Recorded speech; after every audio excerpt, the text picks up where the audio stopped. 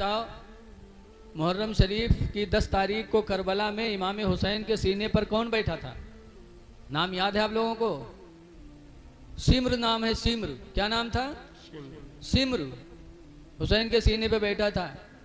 इमाम हुसैन ने कहा था ज़रा, बैठा था और म्यान से तलवार निकाली, हुसैन के गले पे चलाया, गर्दन नहीं कटी, तलवार को फेंका, कहा रात भर तेज किया, नर्मो नाजुक गला को नहीं काटा।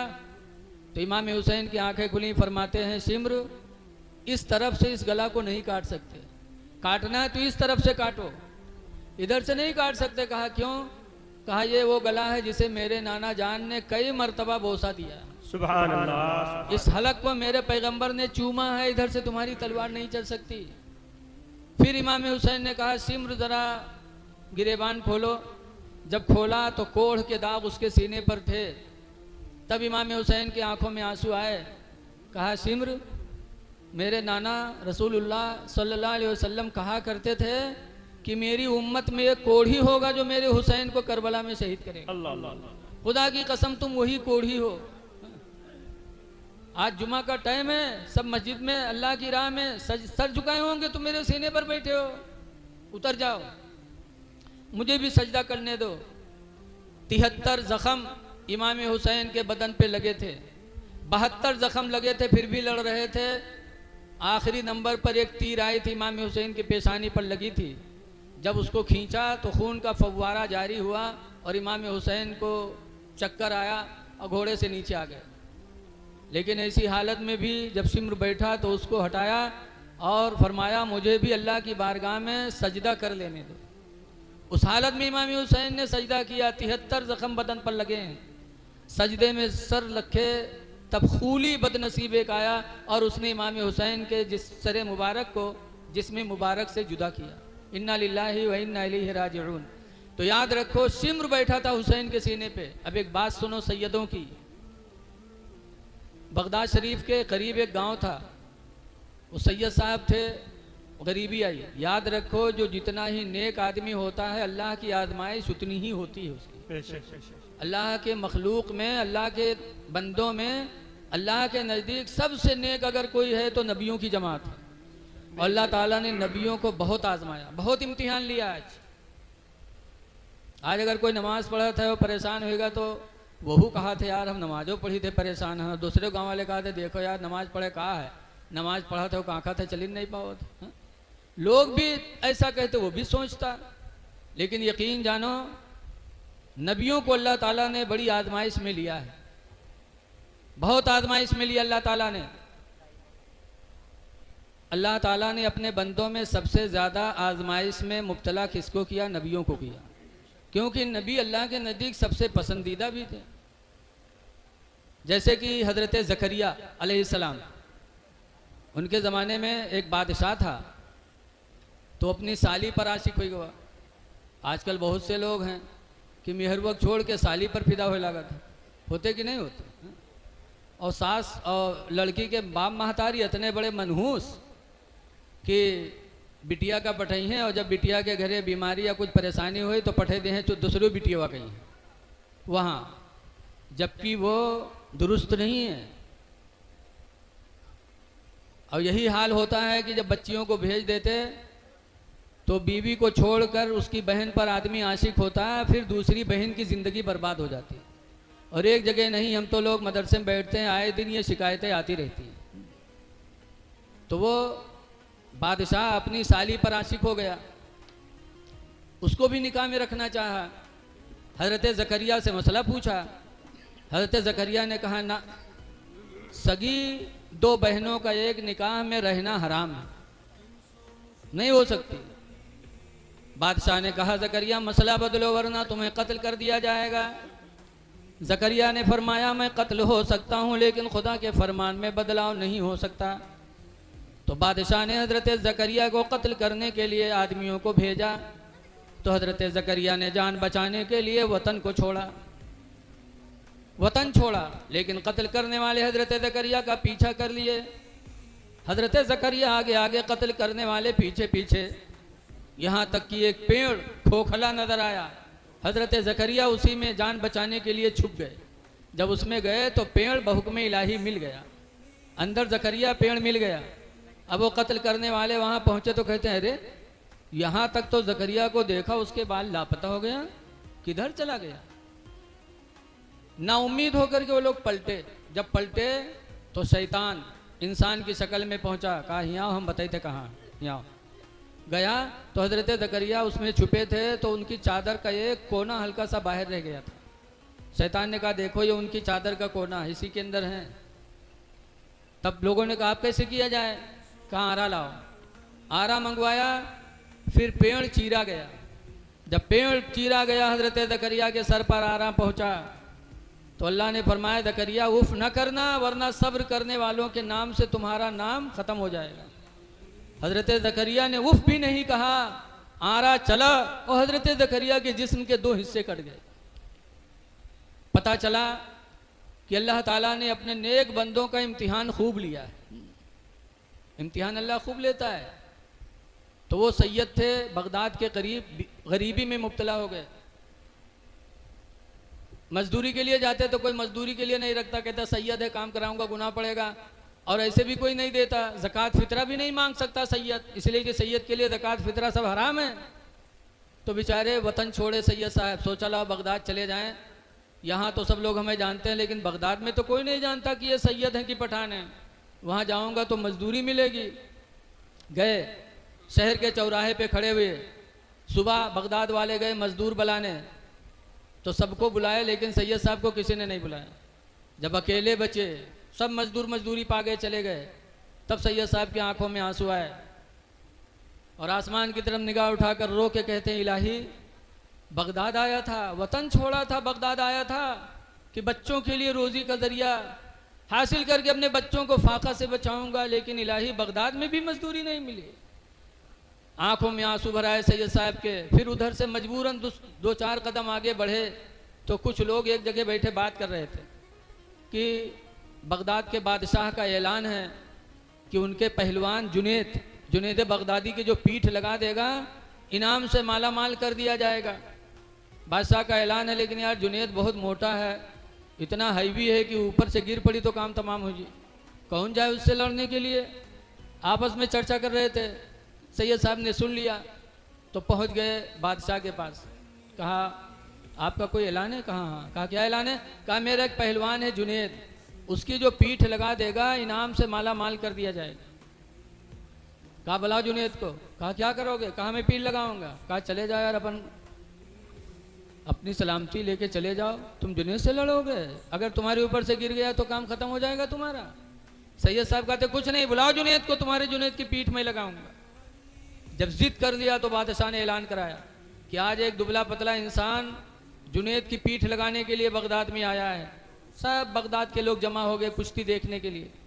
जब सब जमा हुए तब मैदान में जुनेद बगदादी हाथी की तरह झूमते झामते पहुंचे। पहलवान थे और सैयद साहब का झूमे दुबले पतले आदमी सट्ट से पहुंच गए सामने। और जब पहुंचे तो अब मुकाबला होने वाला हो गया, दोनों लोग आमने सामने आ गए।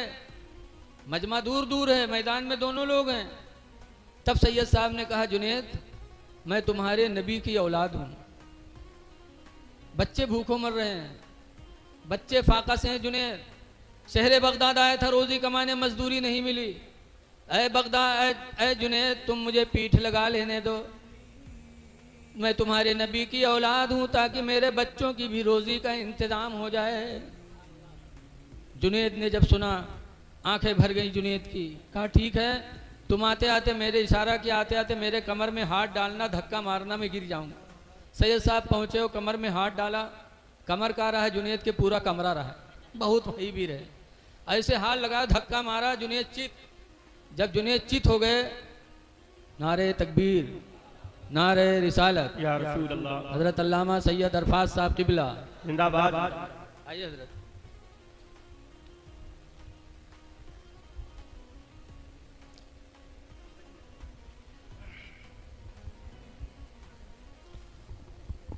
सैयद साहब ने हाथ लगा के जो धक्का मारा, जुनेद बगदादी चित हो गए, कोहराम बर्पा हो गया। अरे एक दुबले आदमी ने आके जुनेद की पीठ लगा दिया।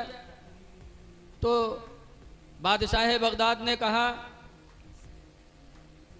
इधर आ जा भैया, इधर हाथ बात मारा तो तुम्हारी तरफ तवज्जो जा रही है सबकी। बादशाह ने कहा नहीं, मेरे जुनेद से कोई चूक हो गई होगी, दोबारा कुश्ती होगी। जब दोबारा फिर आमने सामने आए तो सैयद साहब ने कहा, जुनेद ने कहा कि आते आते मेरे सीने पे हाथ मारना, मैं चित हो जाऊंगा।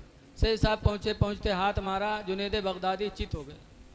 जब चित हो गए तो बादशाह ने सैयद साहब को बुलाया और दरबार में लेके गए और इतना इनाम इकराम दिया कि सैयद साहब खुशी खुशी बगदाद से अपने वतन वापस हो गए। जब सैयद साहब चले गए तब जुनेद बगदादी को बादशाह ने बुलाया, कहा जुनेद, तुम्हारी पहलवानी पे मुझे नाज था और आज एक दुबले पतले इंसान को नहीं पटक सके। तो जुनेद का जवाब सुनो मुसलमानों, क्या निराला जवाब था जुनेद का। जुनेद कहते हैं, बादशाह मैं जुनेद हूँ जुनेद, मैं सिम्र नहीं हूँ। वो सिम्र बदनसीब था जो करबला में हुसैन के सीने पे बैठा था। वो सैयद हैं, मैं जुनेद हूँ, मैं सैयद के सीने पे चढ़ के बैठूँ। वो सिम्र के नसीब की बात थी जो हुसैन के सीने पे चढ़ा था। बादशाह मैं जुनेद हूँ जुनेद, वो आले रसूल हैं, उनके सीने पर मैं बैठूँ, खुदा मेरे नसीब में वो दिन न लाए। बादशाह भी चुप। जुनेद बगदादी निकले शाही महल से, घर गए। रात में जब सोए जुनेद बगदादी तो अभी तक पहलवान के नाम से मशहूर थे, लेकिन जब रात में सोए तो ख्वाब में अल्लाह के रसूल तशरीफ़ लाए और अल्लाह के रसूल सल्लल्लाहु अलैहि वसल्लम ने आते आते जुनेद की पेशानी पे हाथ रखा और फरमाया, जुनेद तुमने मेरे औलाद की इज्जत की है, अल्लाह तुम्हें दोनों जहान में इज्जत अता फरमाएगा। जुनेद बगदादी जब उठे तो अल्हम्दुलिल्लाह वली बन करके उठे। तो ऐ लोगों, अहले बैत का महीना आ रहा है, सैयदों की तादीम करो, अहले बैत से जितनी मोहब्बत हो सके करो। 4 इमाम हैं हमारे, इमाम आज़म, इमाम मालिक, इमाम शाफ़ई, इमाम अहमद बिन हम्बल। सब सुन्नी थे, वहाबी कोई नहीं था। वहाबी तो अब पैदा हुए, चारों सुन्नी थे।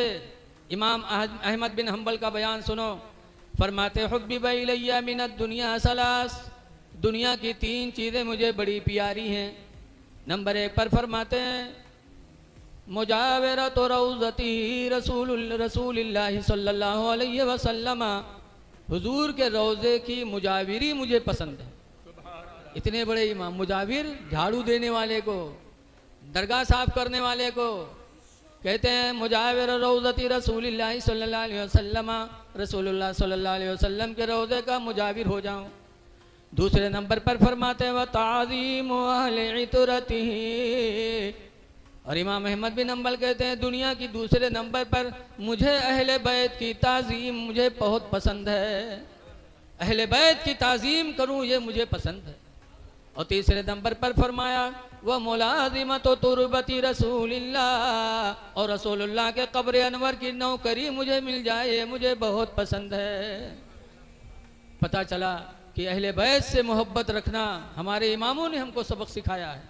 इसलिए मुहर्रम शरीफ का महीना आ रहा है, ऐ लोगों अपने इमाम से मोहब्बत करो और ये सोचो कि इमाम हुसैन 72-73 ज़ख्म लग चुका था, चाहते तो उसी हालत में शहीद हो जाते, लेकिन इमाम हुसैन ने अपनी शहादत को कहाँ रखा? सजदे में रखा।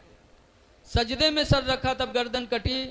सजदे में सर रखकर शहादत लेना इमाम का गोया कि हमें दावत दे रहे हैं कि मेरे नाना जान के कलमा पढ़ने वालों, तुम मेरी तरह अपने सर को सजदे में कटा तो नहीं सकते हो, लेकिन कम से कम अपने सर को सजदे में झुका तो सकते हो।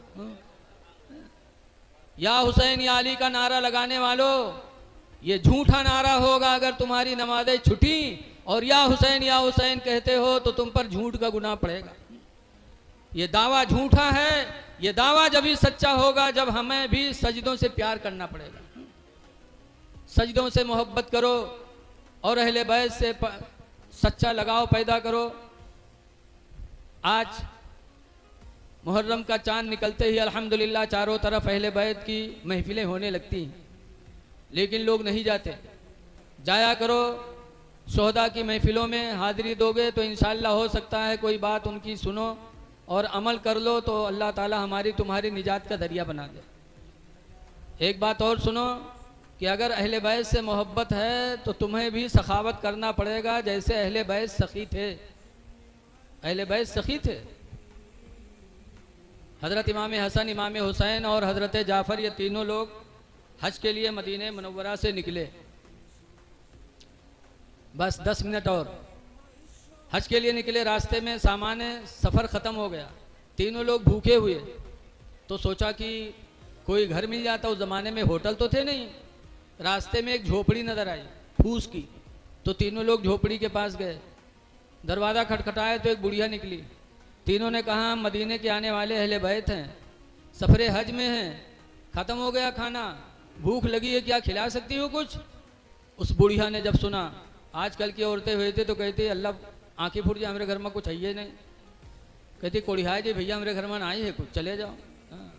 इतनी झुट्ठिन होती हैं आजकल की औरतें, सदका खैरात देने में बहुत पीछे। लेकिन ऐ मेरी माँ बहनों, रसूलुल्लाह के ज़माने की औरतों का दिल देखो। बुढ़िया अकेले घर में थी, शौहर भी नहीं था, बाहर था, लेकिन जब देखा कि मदीने मुनव्वरा के अहले बैत के 3 लोग मेरे दरवाजे पर आए हैं, तो अपने नसीब पर नाश करने लगी। दरवाज़ा खोला, तीनों को घर में लेके गई, बिस्तर बिछाया और तीनों के खाने के लिए बुढ़िया के घर में एक बकरी थी। फौरन बुढ़िया ने बकरी को पटका और बिस्मिल्लाह अल्लाहु अकबर कह के ज़बह किया। अकेले खाल उधेड़ा गोश्त बनाया। आजकल की हमारी माँ बहनें जानती हैं कि ज़बह मर्दे करते हैं, औरत नहीं कह सकते। छगड़ी चिल्लाए लाग तो बालाओ हो गुडवा कब्बा, हो गुडवा कब्बा, जब तक यहाँ टेसे हो ही गए। अरे गुडवा कब्बे हलाल कह सकते, तुम हूँ हलाल कह सकत हो? तुम भी मुसलमान हो, छुरी चाकू उठाओ, बिस्मिल्लाह अल्लाहु अकबर। जैसे मर्द का ज़बीहा जायज़ है, वैसे औरत का ज़बीहा भी जायज़ है। ज़बह किया, खाना बनाया, तीनों को खिलाया और खाने के बाद तीनों लोग निकले, हज के लिए चले गए। हज करके वापस मदीना चले गए। अल्लाह की मर्ज़ी की कुछ दिनों के बाद बुढ़िया गरीबी में मुब्तला हो गई और ऐसी गरीबी आई कि भीख मांगने पर बुढ़िया तैयार हो गई। और ऐसी भीख कि अपने गाँव ही में नहीं बल्कि निकल पड़ी, जहाँ भीख मिल जाती वहीं रात गुजर जाती।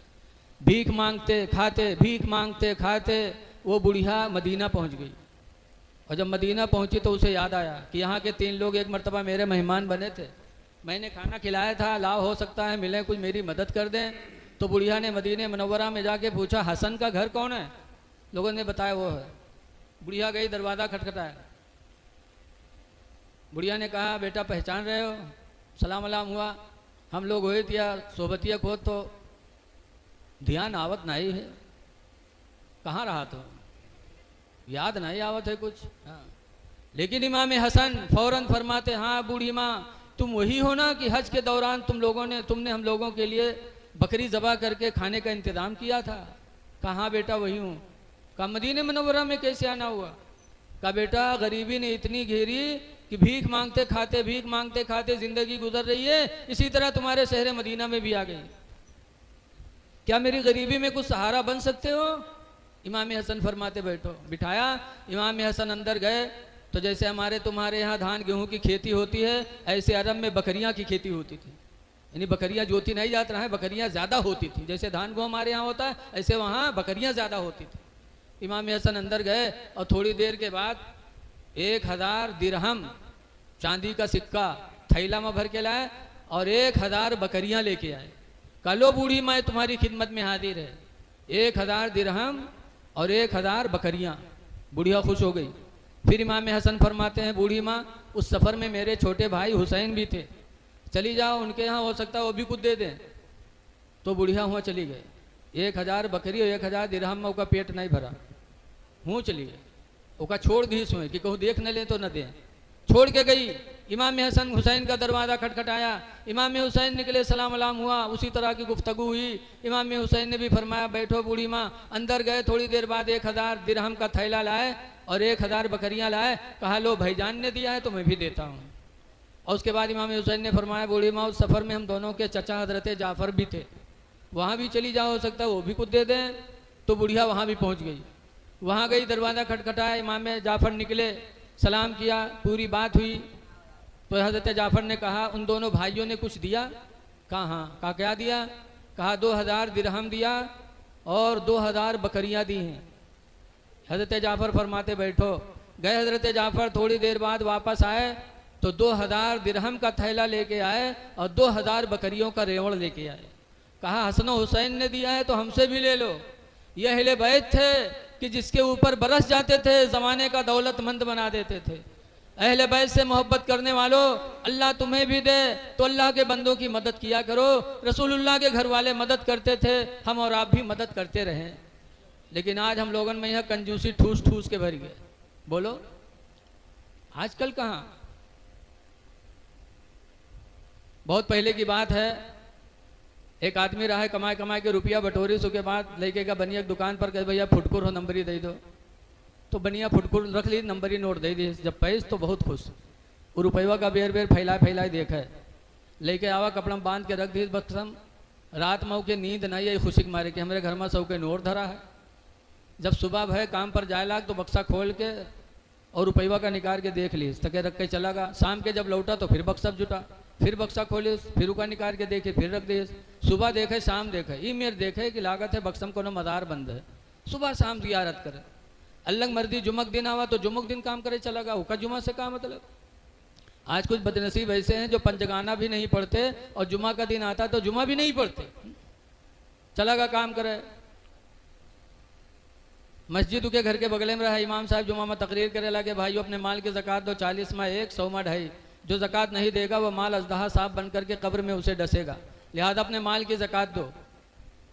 तो वो तकरीर सुनत रहो कि औरतियों जी के घर में 100 के नोट धरा रहा है। बस सोचिस कि हाँ जो 100 में 2.5 ज़कात न दी वो अजदहा बन के कब्र में काटी, तो वहाँ गए बक्सा खोलिस के हमारे घर में 100 के नोट धरा है तो हमो दे दीने, हमको अजदहा काटी।